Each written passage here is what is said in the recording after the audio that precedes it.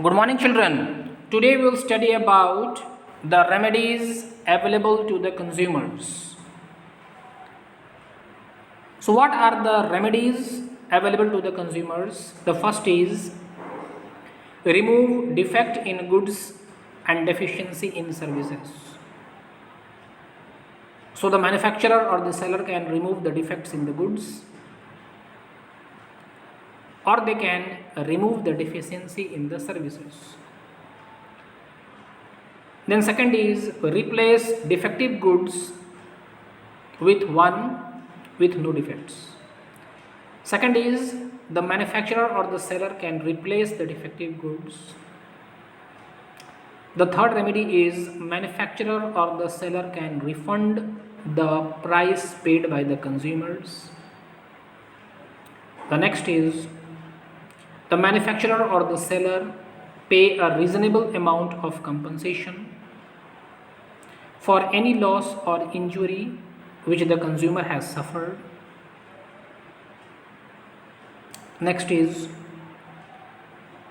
the manufacturer or the seller can pay punitive damage in appropriate circumstances. So they have to pay the money for the damages. Sixth is the manufacturer or the seller discontinue unfair trade practices. Seventh is the manufacturer or the seller should not offer hazardous goods and services for sale. Next is the manufacturer or the seller withdraw hazardous goods for sale. Hazardous goods means dangerous goods, which is dangerous to the life of the consumers. Next is the manufacturer should cease manufacturing or stop manufacturing the hazardous goods or the dangerous goods. Next, the manufacturer or the seller pay an amount to consumer welfare fund which can be not less than 5% to be utilized in the prescribed manner. Then the next is the manufacturer or the seller should issue corrective advertisement to neutralize the effect of misleading ads.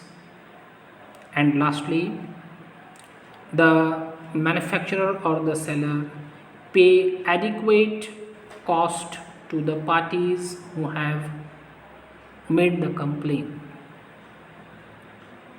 So all these remedies the manufacturer or the seller can provide. Now the next topic is about the consumer awareness.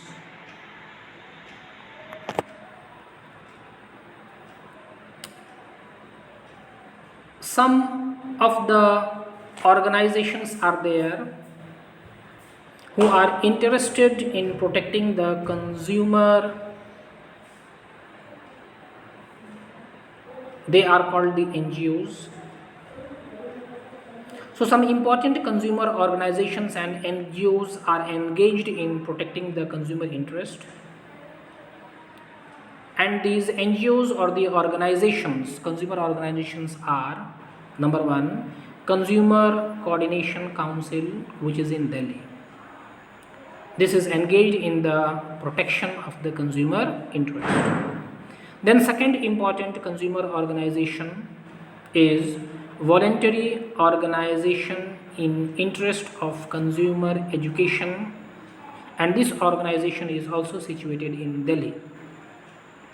The third consumer organization is Mumbai Grahak Panchayat, Mumbai. The fourth one is Consumer Association, situated in Kolkata. And the fifth one is Consumer Unity and Trust Society, Jaipur. So these are the 5 most important consumer organizations and NGOs which are engaged in protecting the consumer's interest. Now the next topic is, what is the role of consumer organization and NGOs? So what are the role of the consumer organization and NGOs? The first work or role of the consumer organization and NGOs are educate the general public about consumer rights. So we know all the 6 rights of the consumers, and these consumer organization and NGOs should educate the general public about the consumer rights. How they can educate? By organizing training programs, seminars and workshops. Now the second work of the consumer organization and NGO is publish periodicals and other publications to educate the consumers. So these consumer organizations can publish the periodicals and other publications. Why? To educate the consumers. The third role of the consumer organization and NGOs is providing legal assistance to consumer by providing legal advice. So the consumer organization should provide legal assistance to the consumer. How they can provide the legal assistance? By providing legal advice to the consumers. The fourth role of consumer organization is producing films or cassettes on food adulteration, misuse of drugs, etc. So the consumer organization should produce a film or cassette on food adulteration. Food adulteration means खाने में मिलावटी, खाने के सामान में मिलावटी. Misuse of drugs. So on all those things, food adulteration, misuse of drugs and other things, this consumer organization should make a film and cassettes. The fifth role of the consumer organization is filing complaint in appropriate consumer court on behalf of the consumer. So the consumer organization can file a complaint in the appropriate consumer court on behalf of the consumer.